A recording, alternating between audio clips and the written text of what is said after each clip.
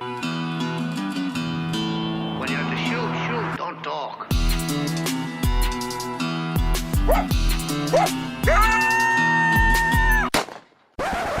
All right, everyone. Thanks for joining me for another Trap House podcast. My name's Justin Jett, and today it's just going to be me and Charlie sitting here talking about a lot of common questions that we get asked a lot here working at Hoosier Trapper Supply, and messages that come in through Hoosier Trapper Outdoors on our YouTube page. So we're going to address several things on this podcast, so stick with us.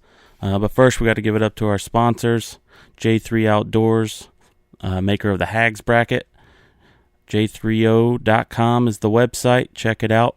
Maker of several products, American made by Jeff Haggerty, a great friend of ours. So check out his website. Also, Weeby Knives. Check out their website. They have fleshing, skinning knives, adjustable blades, all kinds of good stuff. So check out their website. That's weebyknives.com. Then also Top Lot Stretcher Company. Their website is toplotstretcherco.com. They make a really nice quality adjustable stretching board that we like to use when we put up some of our nicer fur that comes from out west sometimes. So check them out on their website. And last but not least, HoosierTrapperSupply.com. Check it out. That's home of the Top Dog Predator bait and the new Jet Fuel Predator lure, which I'm very proud of. Thank you. Charlie helped me put that together. So check out our website. We got a bunch of good stuff on there.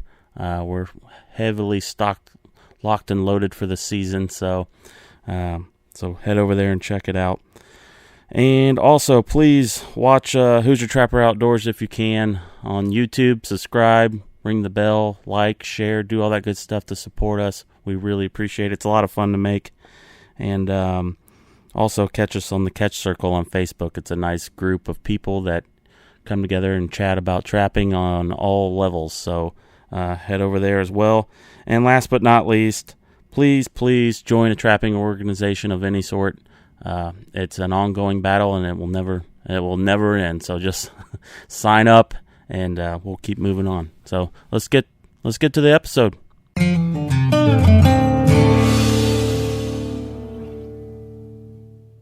All right, we're here.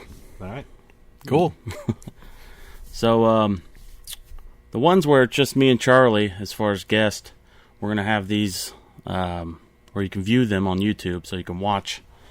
Some of the guests we have on live out of state, so that's kind of hard to do on a lot, but we're going to try and do this quite a bit more often. We've done one so far in the past, and that was a book review, and talked about several other things as well. But what do we got on the podcast today, Charlie? So we're going to talk about the most commonly asked questions. Yes. And needless to say, we get a lot of them, but there's definitely several that we get all the time.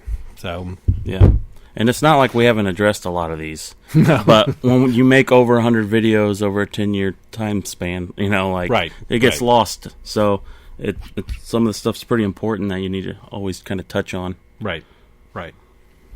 So I guess the first one is trap prep. That one seems to get more questions.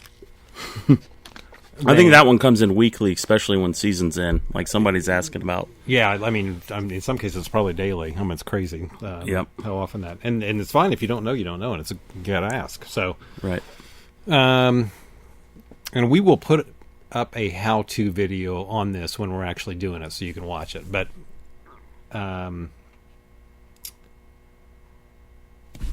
if you're a beginner or a more experienced trapper. More experienced trappers don't need this intro right here, this answer. But you buy new traps. So assuming that if you buy any of the 550 series, 650 series, those things are ready to go out of the box. They're not going to require any adjustment.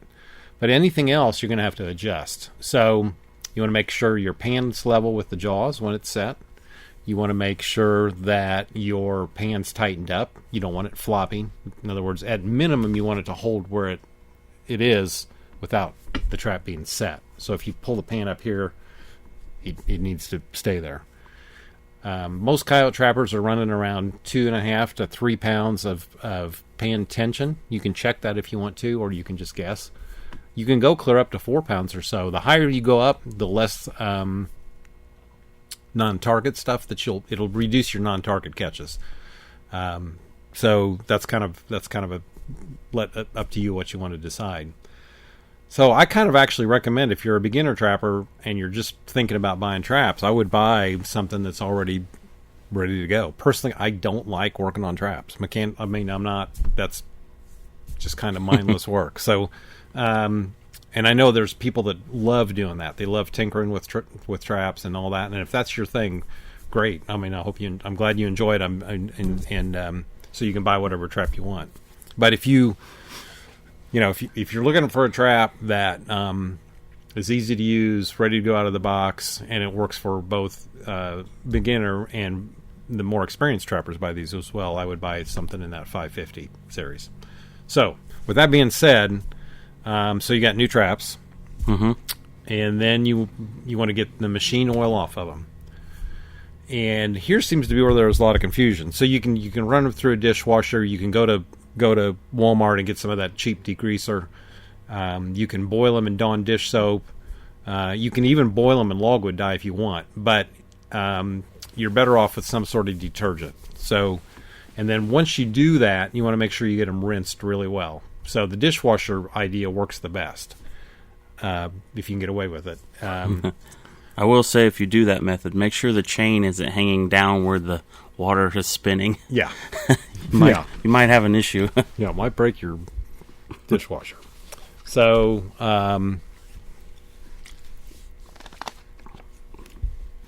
anyways, get the oil off, and any of those methods will work to get the oil off. So at this point, you can wax them. You don't need to dye them. They're brand new traps. You've got everything cleaned up. Just go ahead and wax them, and then you're good to go. So melt your wax, put your trap in the wax, solid wax, not wax floating on top of water. Solid wax, traps in there long enough to take on the same temperature as the wax, which is about 30 to 60 seconds, about a minute, not very, very long.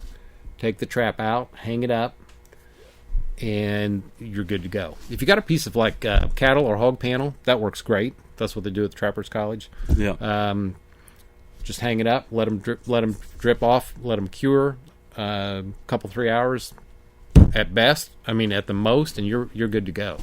If you're not at that point, if you're not going to go set traps right away, put them in a clean tote and keep them until you're ready to use them. You're covering the trap up. You don't need to worry about dye at that point when you got those new traps. If it really bugs you that you're not dyeing them, go ahead and get them at that point. Go ahead and get them rusty after you get them degreased. You can set them outside and do the slow rust, which is probably ideally the best. Or you can mix up some salt water and hot water, salt into hot water, make some salt water, and then add some vinegar to it, maybe a cup of vinegar. It makes kind of like a brine. Stir that up really well. The reason you use hot water is so the salt will dissolve in that water. Let your traps sit in there overnight. Take them out the next day. Let them set, and usually within another night or so, you got plenty of rust. They need to get out of that brine in order to rust once they hit the air. So that's important. Don't leave them in there with that vinegar and stuff, because it actually can be hardening your springs. So yeah, it'll make them weaker. Yeah, we've had guys over the years that use straight up vinegar to do whatever, or a high vinegar concentrate, and literally have ruined the trap, ruined the springs. So don't do that. But that works quite well. Then you proceed with your dye, and then while your traps are dyeing, take the traps out of the dye while it's still hot. The metal will dry very quickly on that, or the dye will dry very quickly on that hot metal, and then you can go directly into your wax, and then you're good to go. So you can get that all done in one shot. If you have two turkey cookers going at the same time, you can really be efficient and run through these. So you got dye on one, wax on the other. But if you got to bounce back and forth, that's fine. So, but if you got a number of traps to do that 2 or 3 turkey cooker method works quite well, and you can do a lot of traps pretty darn quickly. So, anything I miss? No, I would just say I think a lot for beginners. I think they get overwhelmed with this step because it seems like a bunch of extra stuff they have to do before they can get out. It's really not that bad, and it's not as It's not that critical. It's not that critical. Like you said, you don't have to dye them. You can just wax and go. It's more. I think more or less, it's going to be preventing that rust from taking over your trap over time once you get them back on the ground. So it's definitely something you want to do and be cautious of, but it's not a make or break deal. You can still trap. Right. The bottom line is this is all about maintenance and taking care of your equipment and keeping your equipment working to the very best of its ability. Right. So the wax keeps your rust under control. It speeds the trap up. It does definitely. It's like a lubricant, so it makes the trap a lot quicker. And it's probably got some scent control to it where it's sealing in the smell of that steel. That's probably the third and probably realistically the it's important, but probably the least important of the three. Basic general good maintenance, just taking care of your traps. That's kind of the thing. So one question that we just addressed on a more recent show was, what do you do with chain and drags when you got new chain and drags? And chains can be a pain because it's chain, so you got a 100-foot piece of chain, or you can go ahead and cut it in the lengths that you need it. So if you're setting up drags, you're going to use a 10 to 12-foot piece of chain. Here again, you can see one of our how-to videos on how to set those up. It's on our YouTube page. But that chain and drag, I would just boil it in some logwood dye. Get the oil off of them. Use the degreaser. Use the dishwasher, Dawn dish soap, whatever. Rinse them. That's very important. When you use a detergent or a degreaser to get that oil off your trap, you need to rinse it. And it's ideal to rinse it with hot water, and that'll cut that soap residue off of there. At that point, set them up. Just use them the way they are. Don't worry about dyeing them or doing anything. and then just as they pick up some rust from just being out in the field, then the next season, then just wax them. Wrap your chain around the drag, put it in the wax them, and you're good to go. And you shouldn't need to do anything to them then for several seasons, realistically. So, we rarely do drags. As far as the initial setup, and then as long as you got that coat of the drag itself, and that chain doesn't get a lot of animal abuse like your trap and trap chain does. So it's farther down. Generally, it just doesn't. They don't work on that type of chain or that chain that far down. So it holds up quite well. So you shouldn't have to do anything those drags and the chain on your drag for maybe 3 or 4 seasons, or 2 or 3 seasons. It depends on the climate that you're in and how much you're using them in that. So, which is kind of nice. So, right. While we're on that subject, cable stakes. Do we treat cable stakes? We do not. They're going in the ground. Yeah, I could see some guys scratch their head on that because you we're treating everything else. Why not that one last thing? Right. There is an exception here, though. There is. So the ones that are chain stakes, whether they be the super stakes or wolf fangs, or some other brand that uses chain on that stake end, then you definitely want to get that oil off of there. And you can dye them, or you could even wax them if you want. However, that wax will come off pretty quickly, I think, driving it in the ground and prying it out or whatever. So the wax is probably a wasted effort. But I would at least get that machine oil off of those and get those cleaned up. So animals are generally pretty used to smelling that stuff. In farm country and whatever, it's not an unusual smell. So, and I sometimes kind of wonder, in a wilderness scenario where they're not going to run into that smell, would they be alarmed by it, or would they be curious of it? Because it doesn't really, it's not something they're going to run into. So, anyways. Yeah, for us, like we mentioned, sealing in the smell of the trap and things like that, that's further down on the list of what we're worried about. So us not doing the stake isn't about worrying about a coyote smelling our cable stake. It's more of a maintenance thing. We're not using them very long. A lot of them are disposable. We're worried about the maintenance of our trap, so that's why that's more treated versus the cable stake. So right. And if we were super concerned about odors and things, well, maybe we would. yeah, but we're not. So yeah, I mean, you got to be realistic. Like, the biggest thing when you, and we're off subject here a little bit, but the biggest thing when you are setting up a trap, and you don't want to contaminate that trap with bait or lure or whatever. And it's not because you're going to scare the animal away. It's because he's going to be interested in that trap. He's going to be digging at it and pulling at it, and then you'll have the trap flipped off or flipped over or whatever. So we want to keep the trap area as clean as possible. So, I mean, generally, speaking, those animals, there's no way that you can hide that you were there. So, in other words, they know you were there. They have, their senses are far keener than ours. So, whatever you do, they're going to know you were there. And right. Keep it minimal, but don't lose any sleep over it. Yeah, that's kind of where I, found peace with it. Yeah. Yeah. Moving on, let's talk about painting dog-proof traps. I like the Rust-Oleum paint. Yep. There's traps that already come already powder-coated, which is pretty nice. The Duke's version. Normally, if you use whatever you got at the end of the season, you need to basically clean that up.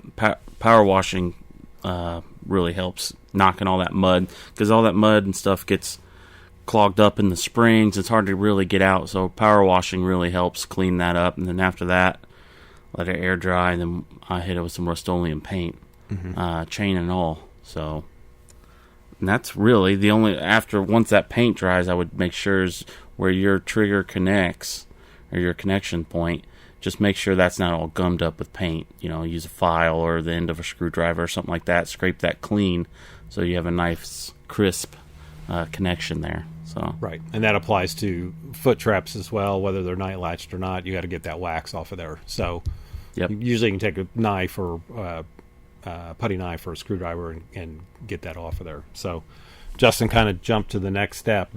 So you get through your season, you've used all your traps, and then it's either time to put them away till the following season, or just stack them in the corner or whatever. But at this point, they're going to need to be treated. So, as he said, we power wash ours to get them clean, and that works quite well. Some of them won't need anything at all, and then others will need some attention. So the ones that have made a catch and they're all caked with mud, you probably are going to have to power wash those. If the mud's going to be too heavy for it to come out, in the logwood dye. So power wash them, get them cleaned up. If you use a hose with the jet nozzle on there, a lot of times that's enough. That will work pretty well too if you don't have a power washer. So, and then proceed with your logwood dye and then your wax. Those traps that have been used for a season, that dye has tannic acids in it, so that actually helps clean that up. Clean that trap up, and then go to your wax. We will say that when we're pulling traps, we try to keep traps separate that have made an animal catch, or traps that need attention. Ones that we pull and it's been relatively dry and they still look like they're in pretty good shape, we're not doing them. We're gonna keep those separate, and we'll just use those either on the next trip or the next season or the next time we're using them. We're not retreating them. So, right. You can call that being kind of overly cautious or whatever, but we're trying to do the best case scenario. There are guys that just pull their traps, go set them again or whatever, but they do have some digging issues. But they'll tell you. But sometimes you don't have the time to go through all that. But we always try to make it a point to get everything cleaned up, and then before the next trip on traps that have made a catch, because that trap that's made a catch has got a lot of smell to it. Mm-hmm. So that especially if you leave and come back to it, you can really tell it's reeking. If you got it in the barn or whatever. Yeah. When you're away from it and then come back to it, like, yep, you can even tell what animal was in that one sometimes. Yeah. One time we had caught a skunk well, not one time, but this one in particular time I'm going to refer to, caught a skunk, and it was the day we were pulling traps, and we were going to head home, and we didn't want the other stuff all smelling like skunk because the trap reeked of skunk, and we actually took that trap and wired it up underneath the truck, and this would have been in late January, and so we were actually on the way to a fur takers convention, so it was June, and we stopped at a restaurant, and this dog super interested in our truck underneath it, and we just realized that trap was still down there. Remember that? All the months later, yep. Yeah, so here it is 5 months later, 5 months later, and that trap was still reeking of that skunk. So just give you an idea how keen the dog smell was and how long that trap retained that odor. And that's driving my truck for 5 months in rainy weather, probably snowy weather after that, all kinds of weather conditions, and it was still smelling like skunk. So even though we couldn't smell it or detect it, right, but the dog could. So back to the DPs. What about brand new out of the box? Just use them. That's what I'm saying. I mean, I wouldn't be too worried. A coon's going to get into anything. I'm assuming that's what you're going to target with them. I'd use them, but after that, definitely start treating them. You want to get them painted up, and that's more or less just maintenance, keeping that rust under control to a certain point. Yeah. So function. But right out of the box, you can go out there, and even with that machine oil on there, will keep them lubricated. Yeah, it just won't bother coons. So yep. The thing about and when those pick up some rust from field use, the paint will actually adhere better too than particularly a coon. Coons are experts. For those of you that have caught raccoons, and I'm sure the majority of you have, coons are really good at shining up a trap. So whether it's got rust on it, I'm probably going to shine it up. But anyways, yeah, that if they got a little rust, that paint will adhere better. So no. I guess while we're talking about hardware, another common question that we get is about cable stakes, which one to use or which one we use, or what the perspective is on that.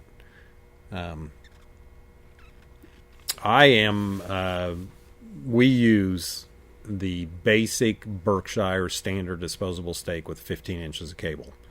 It will hold coyotes, whatever, no problem at all. And if you're in doubt, you can just put another stake on. We use split rings. You can slide another one on and then double stake. But that stake will hold very, very well. There's no issue.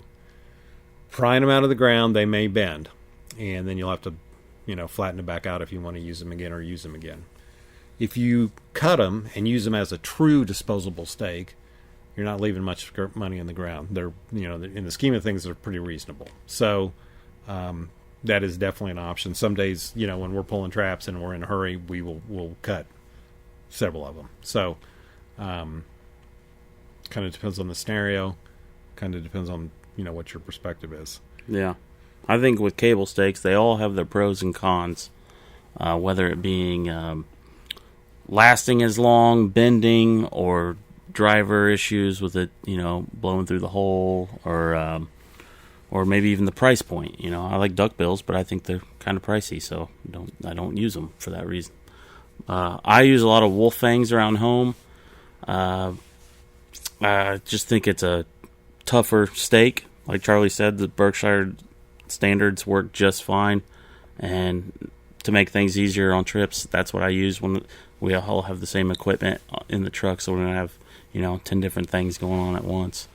But around home, I prefer using the wolf fangs. And partly before that was, they used to be, not now, but they used to be 3 inches longer, 18 inches. Now I think they retail. No, we got them at 15. They're at 15 inches now. You can still buy them with chain. I was still using the cable. And I just thought they held up better, especially for reuse and pulling, and having that extra 3 inches just in case if I was in a sandy area. But either way, they work just fine. So one thing that gets complicated if you choose a disposable stake or cable stake or chain stake, you want to try to stay consistent with what you choose. So if you choose something different, then you're going to require a different driver. So Mm-hmm. it gets complicated when you got different traps with different stakes, and then you got grab the right driver and that kind of thing. So I don't know if too many people had used various cable or chain stakes. I think generally everybody uses the same type once they choose something. Then on the higher end, you've got the super stakes with chain, and then you also got the duckbills, which are cabled. Both of those are a more expensive stake. They are definitely made to use over the years. They're not made to cut and leave in the ground. That's one thing that if you're paying that much for that stake, you're going to want to reuse it. I guess that's kind of the bottom line to it. So, yeah. The thing with my perspective is I like to put the stake on the trap when I'm setting it. I don't like the cable stake or chain stake attached to my trap when I'm not using it. If you got a bunch of traps and as much wrapping or whatever you do, they still want to get tangled up. The trap chain is enough. It's bad enough with that. Yeah, because we run a little longer chain on our traps. But then if you get your stake on there, and particularly if it's cable stake, it's going to find its way off, and you can have a tangled up mess. So we take our stakes and we put them on when we're setting traps, and when we're pulling traps, we take them off. So if you're using the super stakes and that kind of thing, most likely you're going to have them permanently attached with either probably a welded pre-bent rivet, something like that. So I guess to answer your question is you've got several options here, several things to think about in terms of price point, function, how long you want it to last, the perspective of pulling traps, you want to do it quickly and just cutting them, or you want to pry them back out of the ground. So all of those things have to go into weighing the decision that you make in choosing the cable stake or chain stake that you want to use. So we don't have a definitive answer here. We're just telling you what we do and just the options. Yeah. So I think a lot of it's personal preference, what you get used to, and might even be what your soil conditions are from depending on where you live. So right. And we just addressed this one on a recent show, but somebody asked us, it's like, okay, quick links or split rings. Why do you guys prefer split rings over quick links? And like I said, we did answer that briefly, or quick answer. We'll just say the split rings. To me, that was a great piece of hardware. Super simple. It's like a key ring. You can slide your cable stake on, drive it in the ground. You set your cable stake. You're in question, so you can slide it. That it's going to hold. You can slide another one on there and double stake, and you've got the flexibility of taking that stake on and off quite simply, and then you can use a drag, whatever. So it's quite versatile. Never had one fail. Like any other hardware, you need to periodically inspect it to make sure it's holding up. Quick links, nothing wrong with those, other than that opening and closing where it's threaded. That will get full of sand and grit, and then sometimes they'll actually kind of get a corrosion on there, and that makes them very difficult to open and close. So they'll take a pair of pliers. Mm-hmm. So that's why we don't use. I personally don't use them. I think you use some, don't you? I did, but I got away from it, and I'll tell you why in a minute. But go ahead. And the other thing is, doesn't go when you use the split ring. We run it through the crunch-proof swivel at the end of the chain.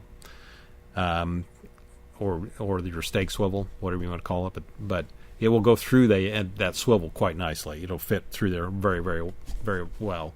If you use the quick link, it doesn't really go through. It's kind of awkward. It doesn't really fit.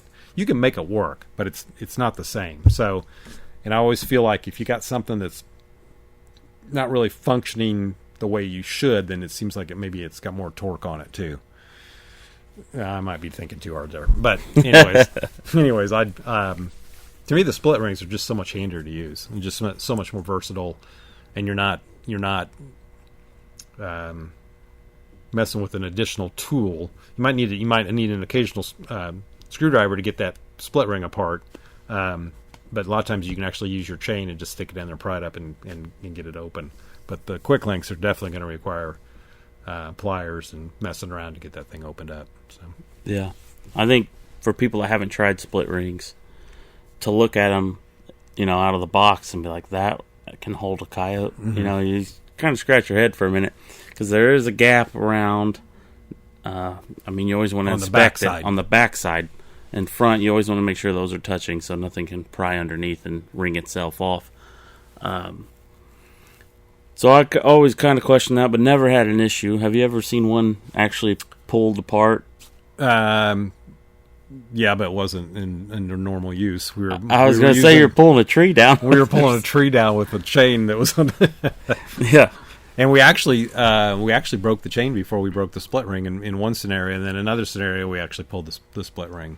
So yeah, and Charlie mentioned if you were going to add, or some people and my thought process was just double checking and making sure I was pitting 2 attachments on there, just be even tougher.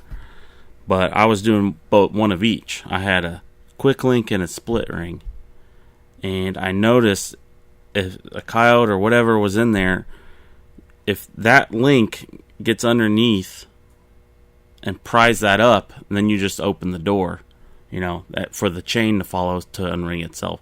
So if you're going to use 2 for extra insurance, I would make them both split rings, not one of each. So I got rid of the quick link. You know, I was probably overthinking it. One's plenty. But at the time, you know, a few years back, whatever, I was just trying to make my trap as tough as possible. I knew we would be out in country where there was a chance of mountain lions, so you never know what you could run into. So that's why I was running that sort of hookup, but now I'm back to just single split ring. Works just fine. Yeah. So can't say enough good things about split rings. Yeah. Try them. Okay, so this one comes through all the time too. How do you keep your bait and lure? Do I need to keep it in the refrigerator? And, and as much as we've talked about this, we still get the question all the time. So, which is fine. No, you do not need to keep it in the refrigerator. Bait and lure are both preserved, and they were aged and then preserved. No, you don't need to keep it in the refrigerator. It's just fine at outside temperature. Keep it out of the sunlight. That is that definitely deteriorates things.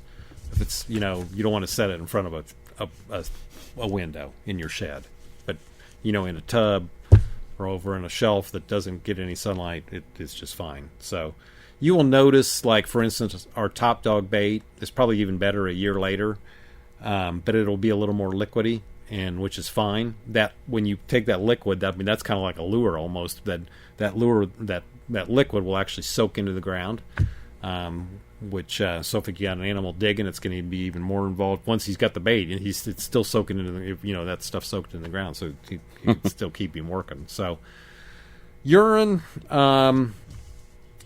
generally doesn't require any type of special refrigeration. It sure won't hurt it if you keep it in the refrigerator. I think lots of things are talked about with urine. You know, it's like, oh, it smells like ammonia. Well, if it didn't smell like ammonia, I would be quite concerned. I mean, that to me, it needs to smell like ammonia. Urine smells like ammonia. So, and when you use that urine, when you put it on the ground, or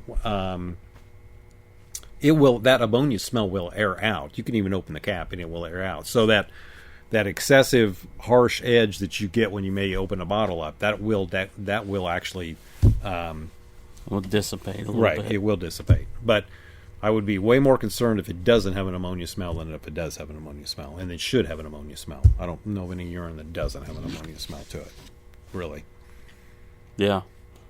Otherwise it turns into sewage. Yeah. The other thing is if urine smells like a sewer smell, a rotten smell, then clearly it's no good. And that is possible. The thing that I think that with urine that I've noticed, if you keep it around for a while, it just gets super flat in smell. It just doesn't have much smell to it. And it probably ain't going to hurt anything to use that, but it's probably not gaining anything either. You know, that sewer smell, that's a different story. That's I would not use that. But that urine's just flat. It doesn't have any ammonia smell to it. It's just kind of it's just pretty much lost. Yeah. I would avoid that. We do get that question a lot. Right. And a lot of guys ask, and I tell them, I would get new if you're concerned about it, but I wouldn't hesitate from using what you already have, because I don't think it's, like Charlie says, it's not going to hurt. It just may not be benefiting you like Right. it should. And urine's relatively cheap in the scheme of things. It's a heck of a lot cheaper than paying for gas for your vehicle and running out and looking at traps that are not maybe set up as the way they should be. I mean, a lot of guys, it's like, and everybody's got a budget, so I totally get it. But this idea that if you can save a few bucks on something that may give you an edge or get you up to snuff, especially when you're spending your valuable time and gas money or whatever. Yeah. Well, you have everything else, so you're already invested. Right. So it's like pot committed. Right. Right. What's a few extra more dollars have quality urine? Right. Right. And it goes a long way, and it definitely, just having those layers that you're set could really make or break a successful catch. Right. So the other thing with urine, if you want to keep it from one year to the next, definitely you want to keep it out of the sun. Say though, for instance, if you got a bottle of urine and it's half full, it's better to get rid of that airspace. So in other words, if you have a 16-ounce bottle and you've used half of the urine, so you've got roughly 8 ounces left, you're better off taking that urine and putting it in an 8-ounce bottle and getting rid of that airspace, keeping it for the following year. I think that's generally a good idea. Whether we all do that or not is another story. But you get to the end of the season, you're putting your stuff away, and you're then the next fall you getting your equipment out, or late summer, and then you notice that I still got this bottle of urine sitting in my pack basket or bag or whatever. Open it up. Most of the time it smells okay, but sometimes it doesn't, and a lot of times if there is an issue, it's probably because of that airspace that's in there. So just oxidizes quicker, I guess. But so I hope that helps with that. It's the other question about bait and lures they'll call and ask you for a formula. well, we're going to get to that in a minute. We can't give our secrets away, can we? No, but we're going to get to that in a minute. So, another one we get is about where to sell fur. Yeah. Or are you guys buying fur? So no, we don't buy fur. I actually did buy fur a number of years, but I quit in 1991. So, and in the 70s and 80s, and this is really just to give you a baseline, in the 70s and 80s, there were a lot of fur buyers. For instance, here in the Midwest, most counties had a fur buyer in them. Some counties had 2 or 3 fur buyers in them. It was pretty crazy. That was before my time. Yeah. So, or if there wasn't a fur buyer in the county, there was one in the next county nearby. So, for the guy that wanted to go catch fur, you could just literally go sell it on a daily basis. And those days are still around for a few people where they have a local buyer, but generally those things are kind of a thing of the past. I mean, it's in general terms. There are exceptions. So you're going to have to figure out a way to store your fur up, whether it be freeze it on the carcass, which takes up a ton of space. And if you're catching a fair amount of stuff, you can fill up a freezer really, really quickly. I would recommend learning to skin it and then freezing it that way. And then if you're not capable or able or don't have any desire to or don't have time, as far as stretching or fleshing, stretching, and drying it, then you can sell that for green. Most fur buyers will buy stuff green. In other words, just skinned and then frozen and then thawed out slightly before you go to sell it. I don't know anybody that won't buy it like that. So generally, I think you're better off if you do learn to finish it out, then you can ship it to an auction. So basically, there's 4 methods of selling fur. There are the local fur buyer, if you're fortunate enough to have that, and then you can develop a relationship with him, and he can tell you how he wants stuff done. Then the other option is the fur buyers that run routes, the bigger fur buyers like Groenwald. They run routes. In fact, they even come here typically it's usually the first part of March. It's usually the first Sunday of March. He'll be here to buy. So we'll have him on the show, too, for people listening. Yeah. Guy will be with us 3 weeks probably, roughly. 4 weeks, yeah. Give us for market update closer to the season. So you got those guys that run the routes. In the western states, there's other fur companies that do that as well. Groenwald pretty much covers the entire country. and also Canada. So that is definitely a good method to sell fur. So just watch their websites or social media, or some of the trapping sites on social media, or some of the trapping publications, and some of them will have the routes published in there, so you can where you know where to meet the truck, where and what time. Another method is trapper sales, trapper association sales, like here in Central Indiana, the Fur Taker Chapter hosts a fur sale, typically the first Saturday of March. And then here in Indiana, the Indiana State Trappers Association also hosts a fur sale. And the way those work, basically, several fur buyers show up, whoever's interested in buying fur, and the fur's put in front of those guys. It's auctioned off. Highest bidder gets the fur, assuming the buyer or the seller agrees to the price. So all of this stuff you can say yes or no. You don't have to sell. And those trapper sales can be quite good. And it basically all depends on who shows up to buy. Mm-hmm. You know, and what they want and what they need. That's kind of the key there. But generally, they're okay. There's nothing wrong with them. There's a good way to market fur. In fact, they're fun. I can go talk to a lot of different guys and trap and see what they've been catching, and compare notes on pitting up fur. And it's always just a good time to hang out at fur sales. Right. So. Yeah. Good social event. Yeah, it's great. And they usually serve food and whatever, or some of them. And I might be wrong on this, but you might be able to correct me, Charlie. I believe, at least for fur takers, each different chapter, I believe it's in the bylaws that each chapter has to at least host one sale a year. Is that? I don't know if each chapter has that in their bylaws, but okay. So, well, it seems like most of them do, and generally most associations host a fur sale. Yeah. So what I'm getting at is they're out there. Yeah. I mean, Kentucky's got a big one in Elizabethtown. I want to say it's every February or early March, something like that. Mm-hmm. Pretty good size sale. Some out east. I mean, there's plenty of them out there to hit. Ohio's got them. So that's another option.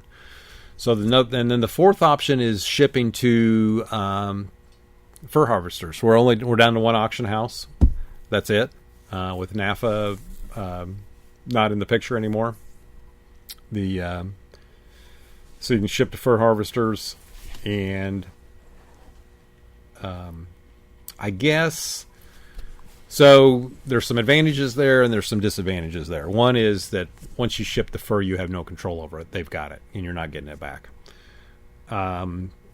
The other disadvantage is that there's no check until the fur is sold. So if they have a first sale, they have scheduled sales throughout the year, and it doesn't sell, it just rolls to the next sale.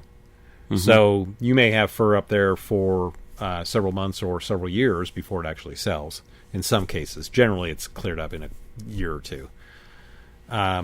If you've got stuff that's tough on the market, coon are obviously not the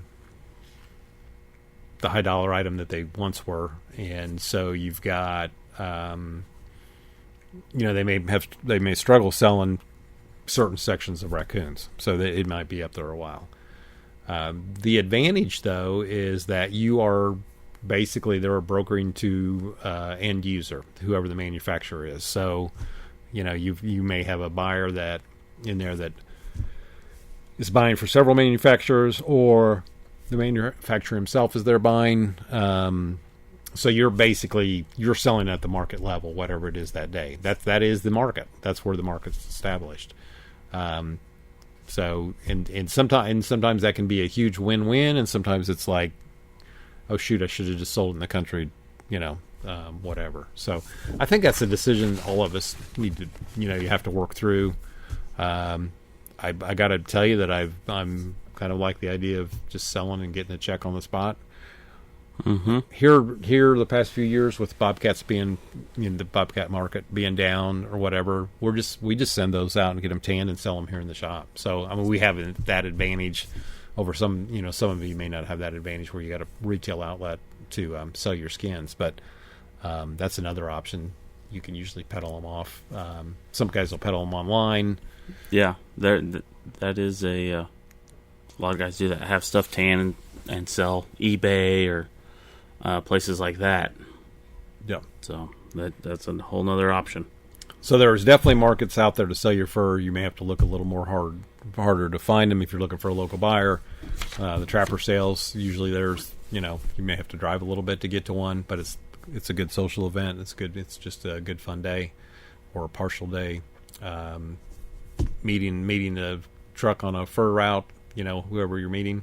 And then, of course, the international auction. So those are all options. And you may decide to do 2 or 3 of them. In other words, you might sell some of your fur on a trapper auction, and then you might sell some to a traveling fur buyer, and then you might ship some of your stuff. So there's nothing wrong with saying, you're exclusive to one of those. So I think a lot of guys probably hit at least 2 of them. I mean, that's not unusual at all. So yeah. And if you're unsure, play the game, do a little bit of each. Yeah. And see what you like, Sometimes you win, sometimes you lose, I guess. Yeah. But at the end of the day, that's not really what it's about anyway. It's just nice to get a little bit of kickback for your gas tank. Right, So. right. Yeah, I'm going to say it's pretty safe to say that anybody that's trapping right now is just plain enjoys it, and the fur check's just kind of a little bonus. The fur market's been pretty depressed for a few years, so all of us that are left and out here doing it, we're going to do it no matter what the price is, because it's pretty much where we're at, So pretty much at the mercy of a pretty poor market. Although I will say that generally stuff seems to be moving through the pipeline, and so thank goodness we've got China still taking a lot of fur, so they're definitely a major player in this whole thing. So, and I'll let Justin talk about this one a little bit more. So, somebody wanted to know about beaver tail oil. I guess kind of how to make it, and then when you've got it going, what's kind of the different levels in there. So, yeah, I'm assuming you told me and saying for me to talk about it because it is. One of the main ingredients I use in jet fuel. I do put that out there and let people know because it is liquid gold even by itself. I think it's a great attractant. It's a known thing with beavers. Any part of the beaver is really great for an attractant. That is a fact. I mean, whether it's the meat, the cast, or the oil sacs. Yeah, the tail or all of it. Yeah.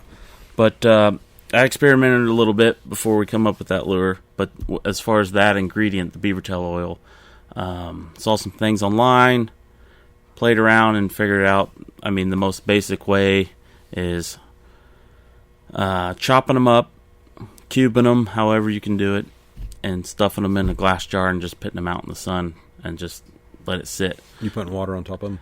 No, do not do that. I tried the water deal. It doesn't work. It doesn't mix right.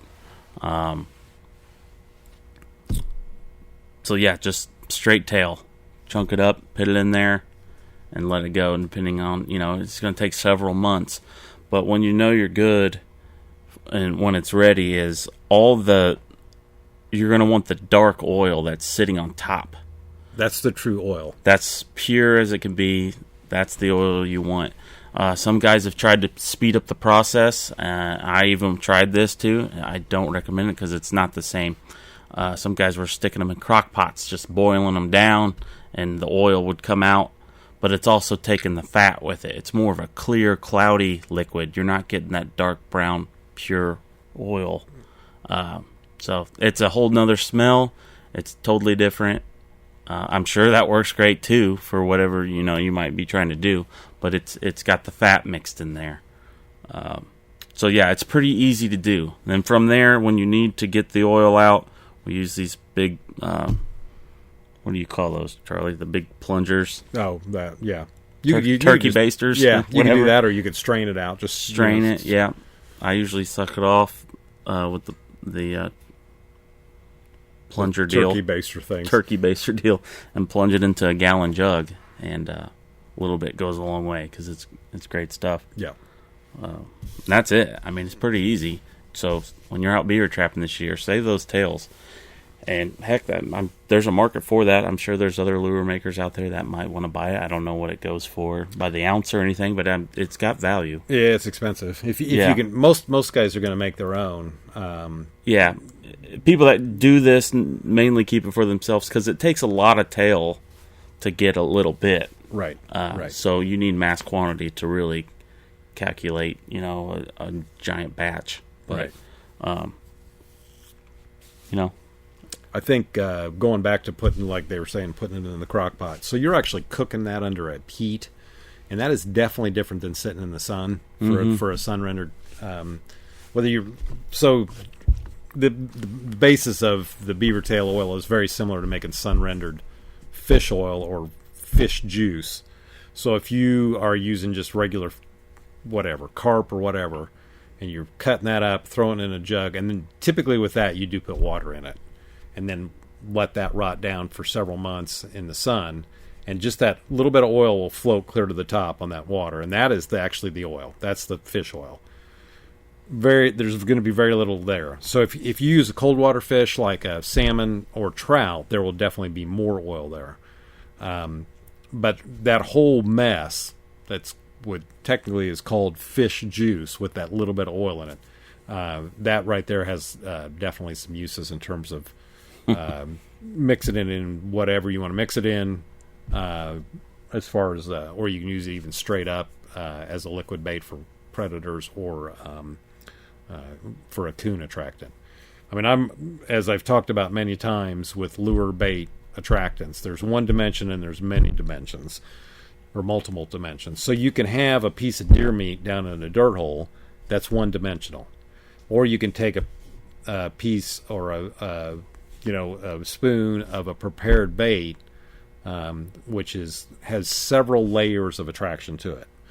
It's like, so Justin mentioned the jet fuel is based on the beaver tail oil, which it is, but there's other elements to that to give it even more elements of attraction. So that one-dimensional attractant is okay, but there's way better alternatives in a bait or lure than that one-dimensional attractant. So I think there's 6 different ingredients in that lure alone. Yeah.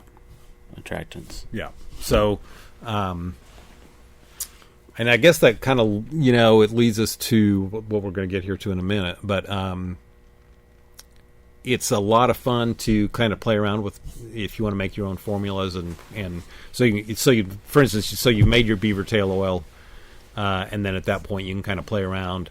You can use it straight up, like Justin said. It's going to be effective, or you can start mixing it with other things. So you could just have some fresh meat and mix it in with that, or you could have some aged meat and some fresh meat, mix the two together, and then add some beaver tail oil. So that's just some real basic ideas that you could kind of play around with. Anything you want to add to that? No, I kind of, for guys that just want to have fun and play around with it, it's kind of like the guys that tie their own fishing flies, tie their own fly and catch a fish. It's kind of like making your own lure, go catch a coyote sort of deal. Right. So even in a hobbyist way, not trying to sell something on the market, it's fun to do this stuff. Come up with your own lures, pass them around to your buddies and just see how they do. Right. So I will say that this next question that I got, and it was like I kind of had to scratch my head. I got this long email, and this is not a super unusual email, but this was is definitely an email about. And the guy wanted to know how to make. So, albeit I get this like a week ago, so it's October already. He wanted to know how to make a lure, and didn't really want to buy it. He would buy it ultimately if he had to, but he didn't. He wanted to know how to make it. So. And he says, I don't want the family secrets, but I just want to know how to make it. Well, clearly he didn't realize how involved it is. So, I mean, you can buy some chemical attractants. You can go through the lure ingredient list, for instance, on our website or in our catalog, and you can just put some of that together and use that by itself. But most of those are way better with some natural things in there with them. So whether you've got, like I was just saying, aged meat, fresh meat, ground castor, all of these elements, and then nobody just bottles up a lure and sells it. They test it for several seasons. They'll give it to some friends to try as well.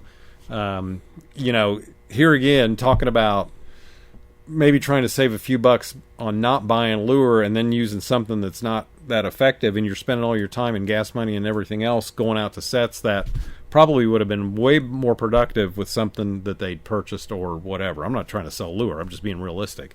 It's one of those things where I just don't think this guy had a grasp or a baseline of how involved it was and how important good lure was or good bait. And,